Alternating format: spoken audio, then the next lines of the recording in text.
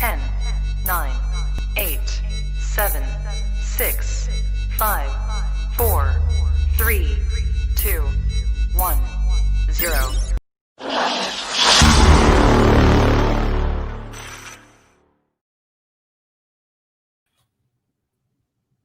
Good evening, everyone. Welcome to Women in Sports. Few announcements. This is a Rising Coaches sponsored production. For more information on Rising Coaches, how to get involved, how to become a member, visit risingcoaches.com. Also, be sure to check out Women in Sports podcast.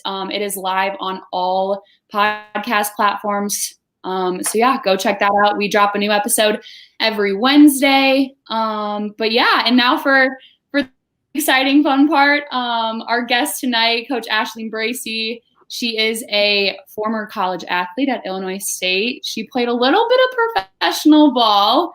And now I'm an assistant coach. She's a beast of a recruiter for sure at the University of Missouri for the women's basketball team.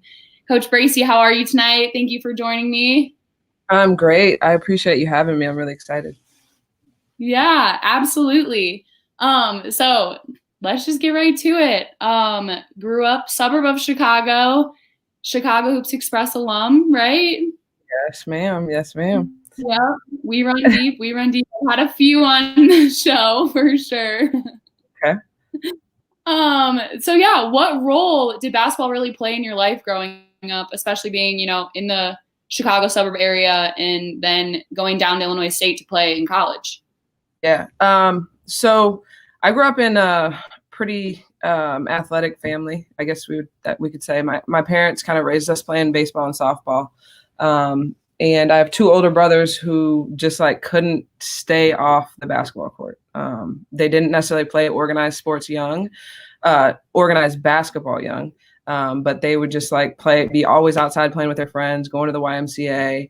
And so somehow they convinced my mom to sign them up for a basketball team.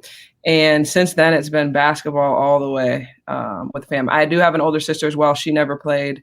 But I just grew up watching my brothers play high school ball, college ball. They both played in college and then both played professionally. And I just loved being around it. And so that's kind of how I got into it. They were kind of my influence. And Gerald Davis, the head coach of Chicago Hoops Express, he came to one of my high school games, and I remember seeing him in the stands. He didn't say anything to me. He didn't invite me to be a part of his team, but I think I had a teammate that played for him, and she kind of was telling me about the travel program and how awesome JD was. And I remember I sent JD an email and basically asked him if I could be a part of the team. And since then, it just changed everything. I mean, I started getting college offers and all that. So the rest is history. Wow, I did not know that. That's actually really interesting for sure. Mm-hmm. What was that kind of like playing AAU and stuff when you were going through the circuit? Was it as extensive kind of how it is today of traveling and going to different states and things like that? Or what kind of was your recruiting? No? So much more chill now. It's hard for me to really understand it because from a college coach's perspective, I know it dominates our summers. I don't feel like my summers were dominated when I played back then for whatever reason. I felt like I had a really good balance of a couple AAU tournaments, high school ball. But now I feel like we, the whole month of July, we're pretty much out. Kids are playing every weekend, pretty much May through September with their AAU teams, their travel ball teams.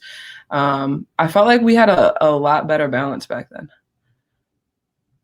That's interesting. I feel like I haven't really thought about that, but now thinking back, definitely. And it could be, my perspective could be shifted because now I'm on the coaching side of things and it's just, there's a lot more to it. But yeah, so I remember, I didn't start playing travel ball until I was a sophomore in high school, which is a little bit late. And I think I played in 2 tournaments and picked up an offer from Western Michigan or something like that. And then a couple more mid-majors just started rolling in. And I mean, I thought JD was the greatest thing in the world because I'm dang, all I had to do is come play for this guy and I get a couple offers. But no, really awesome experience. Loved playing for JD. I mean, it was hard at times because he's a pretty tough guy, pretty tough coach, but he prepared me for just what was to come, college, professional ball, even coaching. So. Yeah, for sure. I think even too, we get like a real kind of dose of JD, especially because he now is on social media, which before he was not. He's mellowed a lot. I hope he's watching this, but he was a little bit harder on us than he is on the girls now. Oh yeah, absolutely. I will definitely say, not gonna lie, no diss to the girls now, but they were playing kickball when I went to practice a few years ago. And I was like, are we having fun? Like, excuse me? No one's crying. Also, like, someone like walked into practice, didn't have their shoes on, and I was like, oh, they're about to get it. This is gonna be crazy. And he didn't say anything, and I was like, interesting. Whatever. But hey, he just had a pretty decent recruiting class, still does, has a top prospect. So yeah. He continued to do his thing in the Chicago area. Oh yeah, absolutely. And he's changed more lives than just on the court, definitely off the court too. But yeah, so just even to kind of speak to, offers came rolling in. How did you pick Illinois State, or what was kind of your heart behind that, and kind of stepping into your playing career there? Yeah. To be honest with you, it was 100% just like feel. They probably recruited me the least out of any of like the mid-major programs that I had visited. I mean, I had built some really good relationships with like Indiana State, Western Michigan, Northern Illinois, places like that. And I was really close to committing to Indiana State, which is in the same conference as Illinois State. I remember I went on an unofficial visit, and on the way home, we stopped at Illinois State just to check out. I was pretty much sure I was going to commit to Indiana State. And I met Robin Pinchton, who is now my current boss here at Mizzou, but that was at Illinois State at the time. And honestly, she just had this feel to her. I just wanted to be a part of what she was building. Like they hadn't won much at the time. Indiana State was at the top of the league for like the past 3 or 4 years. Illinois State hadn't won, but she had this vision, and she sold that vision to me. And I think my mom really connected with her, and just how she was going to be just a woman that would just teach me leadership skills and all of that. And so I think I committed like a week later to Illinois State. So it came out of nowhere. Yeah, that's awesome. Definitely super like that relationship that you were able to build with her and still have with her, which we will get into because I think that's super important and something that the relationship that side of things is really important for sure. But yeah, so like when you started kind of playing for her and you were a part of the culture that she was building and things like that, like, did you have any idea you were going to really step in and be a coach after you graduated your 4 years, or like what was kind of like the vibe there with your heart behind coaching? Yeah, no, to be honest with you, I didn't at all. Coaching has never been my dream. Growing up, I wanted to be all sorts of things, a doctor. I wanted to play in the WNBA. I wanted to work in law enforcement. I got my undergrad in criminal justice, and I wanted to like do like detective work or like forensic work, something along those lines. And to be honest with you, when I went to Illinois State, I was a talented player, but I was not a very motivated gym rat by any stretch. I kind of played because I loved to play. I always loved to play. But it was just kind of something I did, not necessarily something I loved. And I didn't play at all my freshman year. Like, didn't barely see the court. It was an extremely humbling experience because that had never happened to me in my life.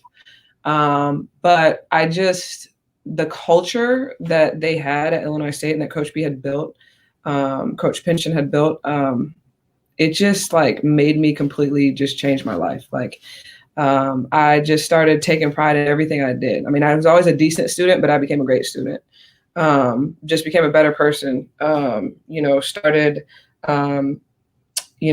being more, just reading more and just trying to be the best person that I could be. And really got motivated to be a really good leader and just all these things. So it just really started to just change my life in that way. And I started to become my sophomore, junior, senior year an impact player there. And so it was that experience and the transformation that I took that made me want to get into coaching. Cause I'm like, man, there's a lot of kids out there like me that they enjoy playing the game, but I could help them to be great at everything that they decide to do and really take pride in who they are as a person. So that was kind of my motivation. Yeah, definitely bigger than a game for sure. So what kind of like that switch kind of flipped for you? You were like, wow, like the impact of the reach, the motivation that you now had to really step in and change athletes' lives. Where did you kind of start? Like, did you go the GA route? Can you just kind of tell us about the first decisions that you made to become a coach? Yeah, for sure. So my senior year is when I decided, like, I'm like, dang, I've played basketball. This is all I've done my whole life. There's no way, like, I'm not going to coach. And I remember we were actually on a bus ride going to play DePaul, and I like made up my mind that I wanted to be a GA next year. But Coach P ended up actually leaving.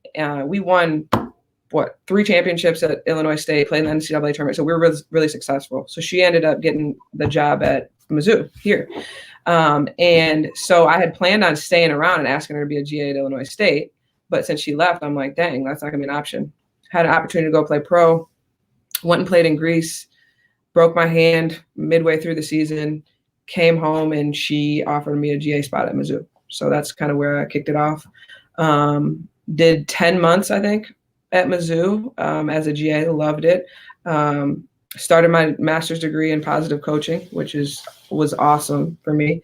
And I just think that Coach P, honestly, is Coach Pinchton, for those of you that don't know about Coach P, but she's so respected just nationally that I think people hire her GAs. Like, they just do. Like, if you go down the list of people that have come and worked for her, they get full-time assistant coaching positions or video coordinator positions. And so Brady Sally, who was the head coach at Eastern Illinois when I played at Illinois State, played against him every year, hired me at Ball State from there. So I was a GA for 10 months, got hired as a full-time assistant at Ball State, which just like rocked my world because I had no idea what being an assistant coach was all about.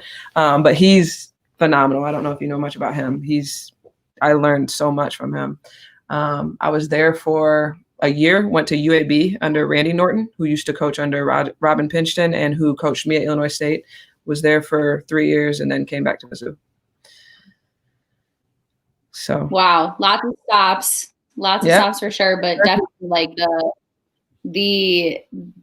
that's what the coaching career is. There is no real, security or, this is like step by step what you need to do and this is going to happen. And that's honestly why it's so incredible and one of my favorite things to talk to people about because like coach, like you're not that old. I know we were kind of talking about it earlier. You were like, I feel old. And I was like, nope. Yeah, but no, it's crazy because one of the things that makes me feel old is when I started as a young assistant, which I guess I still am, but when I first started, 8 years ago or so, I always played with my players. Always. Like coaches would always be like, hey, get on scout team, play against them, whatever. And since I've come to the SEC, man, all that's changed because like it's just so much harder to stay in shape. We just have a lot more going on here, and I miss it though. So that's what makes me feel old. I don't feel like I can get out there like I used to. Hey, that's real though. Keeping it real for sure. I mean, I'm sure you still could mess someone up, but if you needed to. But yeah. In the half court. Yeah. Yes. 3-point line to 3-point line. That's what I tell people. Like, it's about as far as I'm gonna go. But yeah, kind of walk us through like 10 months as a GA. That's actually like really crazy because it's definitely like you go through those 2 months, you really get groomed and you really experience so many different like realms of, what you're going to step into, like recruiting, player development, even, operations, being a dobo, things like that. What was that first like 10 months fresh out, being at Ball State? What was that really like? And what were your real like responsibilities that, your head coach gave you there? So more so at Ball State or more so at Mizzou as a GA? for both? No, like at Ball State when you were like, no more training wheels. Yep. So I definitely, looking back, got thrown to the wolves on that one. Because again, like as a player, you have no idea what a coach does. I mean, I sometimes I think our players think that we literally show up for practice. And they do not realize that we also are here at 8 a.m. and stay here till 5, regardless of what time practice is. But I mean, it was a huge adjustment, and Brady was awesome because he allowed me and gave me responsibility and trusted me in some areas that I really didn't have any experience in. But he guided me and taught me. Like, that was a big thing. Like, he's a great teacher. I mean, I was doing scouts at the age of 23 for some big time teams. But I think primarily when I first started out, a lot of it was me playing. I had just got done playing professionally. I was still in shape. So I think it was nice to have a young assistant that could compete against them, kind of show. Brady had just taken over Ball State, and so they hadn't won a lot of games. So I think he was trying to instill culture, toughness, all those things. So I practiced pretty much every day. He did give me some responsibility with scouts and then recruiting, like traveling to recruit, being on the phone with kids, being on the phone with parents. It was a major, major adjustment. And now I do feel like my experience in playing and coaching or being with Robin for a year as a GA really helped me, because she did give me a lot of responsibility as well. And I think she trusted me because I played for her. But still, I mean, you don't know what it's going to be like until you're thrown in there. And it was a lot. It was a lot, but such a great experience being so young. For sure. And then when did you really kind of start like stepping into and becoming like so great at recruiting and things like that, and building, the confidence? I feel like not every 23-year-old can like get a parent to trust them and bring their 18-year-old daughter and drop them off. But like, what kind of, what did you do to really then become good at it and step into the whole recruiting coordinator aspect? Did you ever think that was going to kind of like be your thing? Well, so good. I appreciate the compliment. I think I got a ways to go. So I got to get like a couple more top 15 classes in the country to be considered so good. But one of these kids actually on his squad, he would currently now that would help seal the deal. But so, I mean, I think just again and again and again, like I'm a very driven person. I don't like not being good at things I'm putting my time into. So I think just, and basketball is easy to talk about for me. Like, in my experience in playing for, in my experience in college, like, I just think that translates really well to recruiting. So it kind of just came natural to me, I guess. And to be honest, my job's pretty easy. Like, I make the calls, build relationships, but our head coaches are supposed to seal the deal and lock it in when they get to campus. So I just think being driven and being committed to building those relationships, to me, that just comes natural. So. Absolutely. And then kind of like, how was that feeling then, kind of being reunited, with the head coach that, during your collegiate career you had, and really kind of like changed who you were, like not just as an athlete, but, as a person? How is it kind of like coming and being reunited with her, and then kind of, getting to assist her and be, that person for her? Yeah. It was awesome because, like I said, she's the person that kind of motivated me to get into coaching to begin with. So getting to come back here, and then also to have the opportunity to be an SEC assistant at the age of, what was I at the time, 27 or 28, was just, it was everything that I had dreamed of. So just a really, really cool experience. And, as a playing in her culture is one thing, but really understanding the behind the scenes piece. I got a little bit of it as a GA, but I was really determined to come back here for that. Like, I think that Coach Pinchen is one of the best in the country in terms of building a culture, get a group of girls, a group of kids to battle for each other and to play for something bigger. And I felt like if I one day wanted to be a head coach, that was a piece that I really needed to know and understand inside and out. again, I knew what I had to do from a player's perspective. I knew what that took because we won 3 championships at Illinois State, and I lived through that. But I really needed to understand the behind the scenes to that and all that she puts in. And man, that's kind of what I was saying. Like, sometimes our players, I really think they show up for practice. Like, we spend a lot of time thinking about them, figuring out ways to connect with them, figuring out how to teach them. And she just pours her heart and soul into what she does and puts way more time into building relationships and the culture of our program than anything else. And I'm extremely blessed to get to learn from somebody like that every single day. So.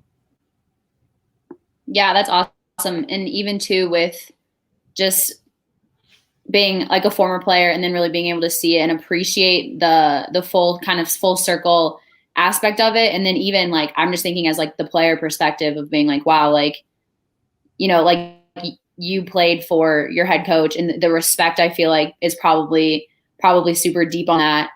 But yeah, how do you kind of use the behind the scenes and that kind of like, I feel like you're in a really unique position because you're kind of a connector of like, you played for her, you know, the culture. How do you really use that to connect with your players and, you know, to help them buy in, or just kind of what you said, like spend those hours that you're not just at practice to connect with them and build these relationships once they're on campus?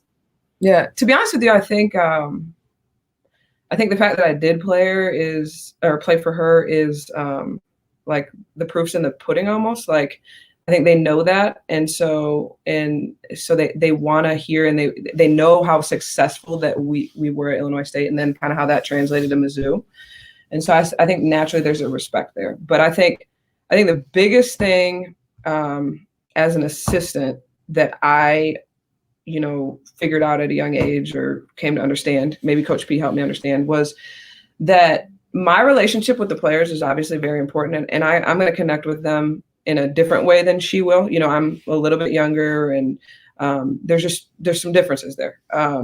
But it's so important for assistant coaches to push their players, because I'm a little bit more accessible. You know what I mean? Like, I'm probably less intimidating, you know, for a lot of reasons. Like, when people think of a head coach, sometimes they, you know, it's a big deal. And so I think for an assistant coach to kind of serve as like that pathway and push their players to their head coaches for their relationships, I think is so important. And so a lot of my conversations with my players and my building relationships with my players, I'm sharing my experience with how successful I was because of my relationship with Coach P when I played for her. So it's kind of pushing them and encouraging them to walk a little bit further down the hallway and get to know her on a deeper level. And I think that's really, really important. I know for our success, but I think just for teams in general. So. I love that. Yeah, for sure. Even like as a player, for sure, I'm like, ooh, wait, I don't want to go down there. Like, I got nervous when you were like, that's the thing. Down the hall, and I'm like, and it probably has nothing. Honestly, I'm just thinking back to when I played. It probably has little to do with who she is. It's the title she carries. She's the decision maker, and so that's intimidating, you know. And so a lot of kids are just nervous of that, and I think that's what sets us apart. I think all the assistants on our staff, because we have another assistant that played for her, and then obviously my brother is an assistant as well. But I think we get that. And so, yeah, we build a relationship and we connect with them on some levels, but we definitely push them down the hallway for sure. And she does a great job with them. So it's a cool dynamic. And that was kind of too, like, going to be my next real comment question, whatever, about, you know, you have to have a head coach that's like that wants that and is willing. And, you know, there's some different, you know, there's all different types of coaching styles and relationships and stuff like that. But to have somebody that, like, to go to you who played for her and to be like, no, like, she would want that. Like, that's what you want to do. That's, yeah, definitely. And I mean, the proof is in the pudding, like what you said. Like, you guys have had a few serious NCAA runs. Has been super fun to watch you guys. Have had a few WNBA draft picks and things like that. Can you just kind of like speak to, you know, not necessarily like, yeah, the culture is a huge impact to that, but how have you guys really been able to like build on that and get those NCAA appearances and have some serious runs in the tournament? Honestly, Erin, you're not gonna like this answer. Culture has been I'm dead serious, the driving force in our success in that area. Now, we've had some good players, some talented players, obviously, along the way. But I truly feel like what has set us apart is just, I mean, there's a sisterhood. These girls, they want to be great for each other. They want to get in the gym extra and work on their shots for each other, for the team. They're committed on and off the court. And part of that is we recruit that way. That's part of our recruiting process. We're not just looking at talented kids. We're looking at kids that check all of our boxes, which is, they take pride in the classroom. They have aspirations to just be a great person, first and foremost. They want to be a part of something bigger than themselves. And so it starts in the recruiting, the way we recruit, kind of how we go through that process. And, as much as they're getting to know us, we're getting to know them and their families. And, if there's red flags, we'll pull out of that. But once they get here, translates well, culture. And then, like I said, Sophie Cunningham, I think is who you're referring to in terms of the draft pick. She went 13th to the Phoenix Mercury. So she obviously was a really, really big deal for us. And Jordan Frerick, Sierra Porter, there's been quite a few players that were talented, but I don't think any of it would be possible without just the sisterhood that these kids have formed and the buy-in and the commitment to just something bigger. So. Yeah. And even kind of speaking to how do you guys really help develop and let your athletes, be not just athletes, but students and build those future goals after basketball? Do you guys as a coaching staff really help them do that? Yeah, balance is huge for us. We are not a program that is in the gym for 3.5 hours a day. We believe in efficiency and being effective with our time. We go hard. Now it's like practice is going to be intense. You're going to be drained at the end of it, but we're efficient with our time. We want them to pursue just other things. We want them to be college kids within reason, obviously. We've allowed kids to take a month and go do an internship overseas just because we feel like it's going to, complete their resume or their experience. We definitely push them to pursue other things because obviously one day the ball is going to stop bouncing and we know that. And for us as a staff, it's about helping these kids to be successful in whatever they choose to do long after basketball. So we're very big on that, very big on balance, very big in pushing our kids to pursue majors that are challenging. We've had engineer majors, we've had nursing majors, we've had a kid, Lauren Aldridge, actually graduated with her law degree last year. So we're huge on that. Like I said, the ball stops bouncing. We're about the total package, and these kids leaving us better people that are prepared to be successful in life. So awesome. Is there one thing each season since you've been at Mizzou, being in the SEC, that you feel like you have really just improved on as an assistant coach and focused on, to still be able to career develop yourself for the next step? It's a good question. I think a couple things. I think one, as an assistant, one of our big responsibilities is scouting opponents.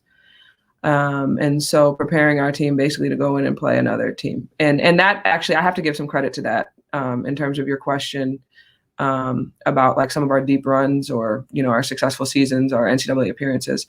We spend a lot of time preparing our kids to play certain teams. They're very well prepared going into games, breaking down teams, looking at tendencies. All of us assistants and then Coach P, obviously, we put a lot of time into that, and our kids do a great job receiving it.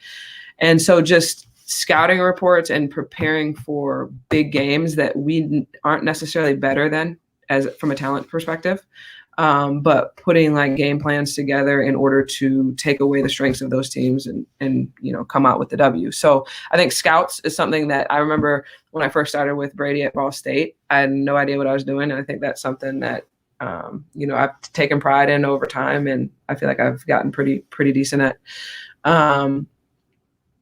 I think that's a big one. I also think as a young assistant, I was so swamped with recruiting and scouting and practice and all of these things that at times it was difficult to really put the time in to build the relationships during the day. So like something that I've like committed to is like going down to practice a little bit early and just hanging out, shooting with the kids, just like being in a space where they can relax, I can relax, and I'm making sure I'm putting those relationships first. Because at the end of the day, that's the most important thing. So. That's awesome, Coach. Yeah, that was a great answer for sure. But yeah, and even to kind of speak to like the player relationships and something that you do a really great job at and are passionate about is like building those, you know, relationships and impacting athletes beyond basketball.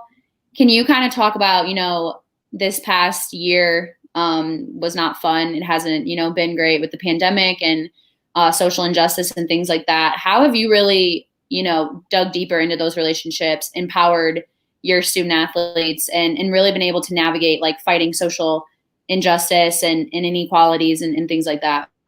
Yeah, really good question. Yeah, no, this past year, 2020 has been an interesting one. But just kind of the way that, I mean, obviously it's been hard, but just the way that we go about our lives in this program and that kind of Coach P has kind of mentored me to be is just to be your best no matter the circumstance. And so, you know, when we obviously most of the country, you know, was in some sort of quarantine or lockdown in their houses for a big percentage of the year. Unable to practice, unable to work out. Our kids were at home. But I think we made the best of it. Like we spent a lot of time on Zoom calls, whether it be about, you know, these social injustices and having conversations with our student athletes just about feelings and opening up conversation and asking what we can do better for them. You know, we had weekly leadership calls where we would just basically just like build relationships with kids that had aspirations to be leaders. And then on top of that, we did team meetings. So like we were hitting our kid, even though we were all in our homes in different states and different places, we were hitting our kids about 3 times a week with just Zoom calls. Spent a lot of time doing that, texting, calling, making sure they were good and all that. But for me, you know, honestly, I feel like this has just really caused me to have to step up. Like I'm you know, a person that some of our Black and brown student athletes look up to. And, you know, I think it's really important for me to connect with them on that level and be open about my experiences, check in on them about theirs, allow for a space for them to vent, and help lead them through some of just the hard days, you know, and I think that's something that just with the climate and with everything that has gone on in this past year, I've really tried to step my game up on, and just kind of be somebody that they can feel comfortable to come to, and just kind of get it off their chest, like what they're feeling, what maybe somebody said something to them that day that just was like rubbed them the wrong way or just whatever. Just be that person that they can talk to and just kind of help guide them through this time, encourage them to use their voices to be activists, to advocate, and all that. And then for me, like, I think it's important that they see me, you know, being an activist. And whether it's, you know, we have a thing here at Mizzou that we started called Woke Wednesday. And so every Wednesday we get to wear shirts that bring awareness to social injustices, racial injustices. So I'll wear my Black Women Matter shirt or my Black Lives Matter shirt, or just them understanding that us as a staff, that we're a part of the movement. And as a Black and brown person myself, just making sure that they know that, you know, I'm in it with them, and that they can share their experience with me and that we can work through it together. So. That's huge. Yeah. Have you really seen, since like being in your coaching role, being in the industry as well, seeing, you know, your fellow coaches, the importance of having, you know, diversity in coaching, and also the importance of like players seeing themselves in their coaching staff? You kind of hit on it earlier with like your decision to go to Illinois State was, you know, Coach P's impact in having like a strong female leader. Has that really been something that you have taken and seen a lot more, and in the need for, you know, women to coach women per se? Yeah, I think that's really, really important. I think representation is huge. I think Black and brown women need to see Black and brown women in leadership positions, and I think women need to see women in leadership positions. So I think that's huge. I think that's obviously something that is important to our program. And that's something that, we keep talking about. And I know as a university, as athletic department, is a priority of ours in hiring new positions and such, Black and brown people in positions of leadership. So I think that's huge. And I think it gives our kids just a real life example of what things could look like for them down the road. So that's awesome. Yeah. Yeah. So to kind of think like future based a little bit, which is kind of hard, where kind of are you guys currently with the pandemic? Like, where is Mizzou women's basketball? What's kind of the status of what's happening right now on campus? Yeah.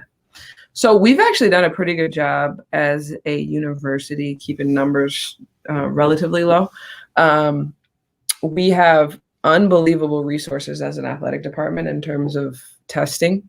Our team gets tested every Monday, Wednesday, and Friday. And so if somebody were to test positive, we find out obviously really quickly, and then it reduces the chance of spread. So we can quarantine them quickly. So that's a huge blessing. But we are set to tip off next Friday, the 27th. Yeah, we open up at home against North Alabama. And so far we've had a couple hiccups. We've had a couple kids, test positive, but that was like a month and a half ago or so, and some quarantines here and there, but we've been relatively healthy and practicing every day and moving right along. So we are excited, and we are hopeful that, we're able to have a season. We're prepared for, bumps to come along. We're prepared for a positive test here and there. We're prepared for maybe a team or a game that get canceled. But as a program, we understand that this is that kind of year, and we got to be able to adjust and just move on to the next. So making the best of what we got. Absolutely. Yeah. And even like talking about like adjusting and things like that, I think like thinking about from a player perspective, like working out with like even just simple things of working out with a mask on and things like that. How have your players really like adapted? What kind of was that? Were they just like, all right, this is what we have to do. We're going to do it, as well as like, you don't even think about wearing, like just working out with the mask, but then like, what do you even do for workouts? And as a coach, like if you want to talk about what do you do? Like, you know what I mean? Stuff like that. What kind of like, how have you guys from drills and getting better and being able to know, like navigate all of that and, lessen exposure and contact and stuff. What did that really look like for you guys? Yeah. I mean, it's definitely been a challenge. For us, our coaches, managers, scout guys, anybody on the sidelines wears a mask. Our players do not while they play. But they are required to wear a mask anywhere else in the facility. So like as they go from the locker room to the training room or whatever, they are required to wear a mask. But it's just been a trial and error. I mean, we know so little about COVID, how it spreads. Everything is constantly changing. Contact tracing rules are constantly changing.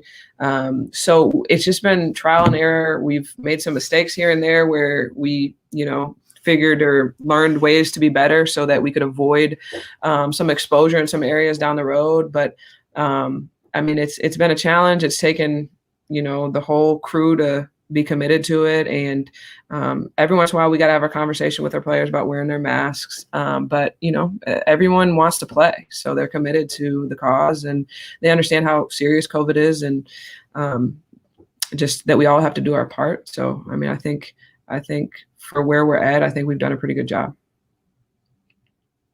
For sure. Yeah. And fingers crossed next Friday gets here, goes well.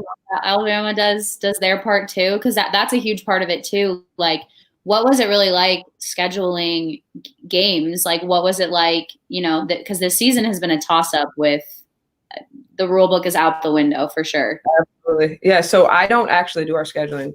Jenny Putnam does our scheduling, but I know it was probably the most frustrating year to schedule because we had our entire schedule built and prepared, and she had to, based on rule changes and how many games we were going to play, start a season. We can't play anybody that does not abide by the same testing rules as us. So we test 3 times a week. Everybody we play has to be willing to test 3 times a week as well. So I know for her, it was a whirlwind. She was on her phone, emailing. I mean, everything was just changing nonstop. So I think she's really happy to have that non-con set. But like I said, it's one of those years where we all just got to be committed to just kind of going with the flow and making the best of what we got. And so I think she's done a great job of that, and Coach P as well. So we finally got a schedule, and hopefully we'll be able to play next Friday.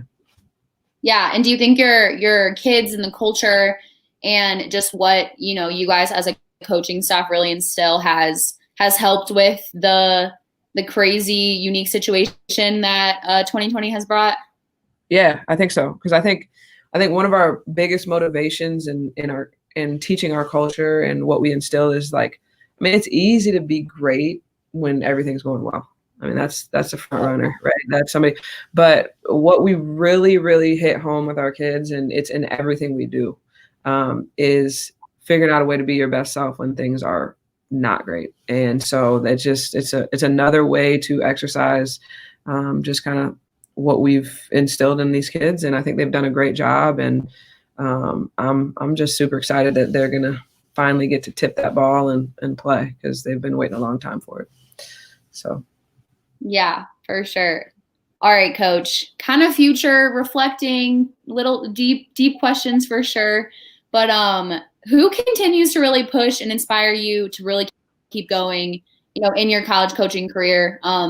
You're an assistant. Are your goals to be a head coach? Are your goals to just be the best assistant? I think that's something that it's super unique and important, especially too, to just be empowered to be I want to be the greatest assistant ever, or I do have those aspirations of being a head coach. But yeah, what, who keeps you going, and what kind of keeps you going, and what are those goals for the future? Yeah. Good question. In terms of who, a lot of people, too many people to name. People that I love and care about in my life keep me going, pushing me. But I think my main motivation, and it goes back to why I got into it to start, is just I absolutely love seeing growth in people.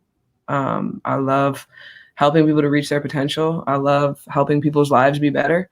And so I think that is the relationships that I've been able to build with, 75 athletes that I've coached since I've started coaching. That's what keeps me going, in the calls and the text messages and the relationships that I've maintained with them after the fact.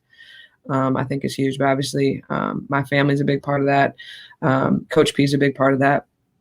Our staff here. But yeah, in terms of the head coach, assistant coach job, I don't know. Yes, I have aspirations to be a head coach. I definitely do. But I'm a big be where your feet are type person. I love my situation. My brother's on our staff, so I have family obviously working with. And then, like I said, Coach Pinchton and Coach Putnam are other assistant and head coach. They're like my family too. So it's a phenomenal situation in a great league with a university that provides so many resources for us. So I'm really, really happy with where I am. If the right job were to come along in the right situation, I can definitely see myself pursuing that, but I'm in no rush, and I want to learn as much as I can and just continue to live in the moment. So I love it. Yeah, I love the that. Yeah. Yes, that was super, super real. Great answer. Thank you for sharing that for sure. Yeah. What advice can you really give women, especially wanting to be successful, in a career like coaching, or even just in the sports industry in general? Yeah. I think just be passionate and have a purpose with everything that you do. Let your passion shine through. Work hard. Don't back down. Fight for things that you care about and that are important to you. I think the two biggest traits I think that help you be a successful coach in my opinion. Work ethic, just being willing to outwork people, spend more hours doing something, getting up a little bit earlier, staying at the office a little bit later, whatever it may be. And then just the desire and the commitment to building relationships with your coworkers, with your managers, with your support staff, with your players, like all around. And I think, and in addition to that, with other coaches at other universities and schools and networking. I mean, if you look at my situation and me being a young assistant at the SEC, like I'm here because of relationships that I built in the past. Someone didn't just like randomly hire me. I had a great relationship with Coach P, played for, kept that connection. So through that network, I was able to get an opportunity. So I think networking is huge. Relationships are huge, and just work ethic, being willing to outwork people. So. Yeah, I think that's huge for sure. Even like during the recruiting process, like I was always encouraged, like reach out to those coaches that like built that relationship with you. Like, although you didn't pick their school, although you didn't go different places. And even like kind of how we were talking earlier, I was like, Coach, I used to see you at all the USJN tournaments, like all of that. You always came and said hi to us, talked to JD when you could, obviously allowed, things like that. Rules change all the time, but just like seeing you around all the time. And you can definitely you definitely radiate relationships, and your story holds true to that for sure. Well, I appreciate that. Means a lot. It means a lot. Yeah, for sure. Kind of final question, really kind of wrapping things up. What mark do you really want to leave on your coaching staff, on your players? Doesn't have to just be at Mizzou, but I feel like since you're really where your feet are, which is where people should be, what kind of is that pride point for you and that impact that you really try to leave on your players like day in and day out? I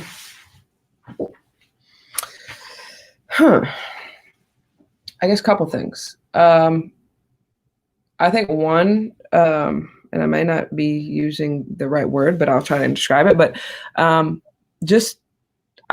I want to be a person that's known as just like bold and just willing to stand up for what I believe in, and a passionate person. I think that's really important. But I think somebody that is there for people, that obviously, and I know the whole theme, and you're probably tired of hearing about it, but this is seriously like why this is everything that our program encompasses. But just somebody that, 10 years down the line, when you graduate from our program, like, and you need something, or you, whatever, like you feel comfortable to call me, and you maintain that relationship, and you invite me to your wedding, and it's so funny because as I'm saying this, I'm thinking about Gerald, and I'm thinking about Coach P, and I'm thinking about all the important coaches in my life.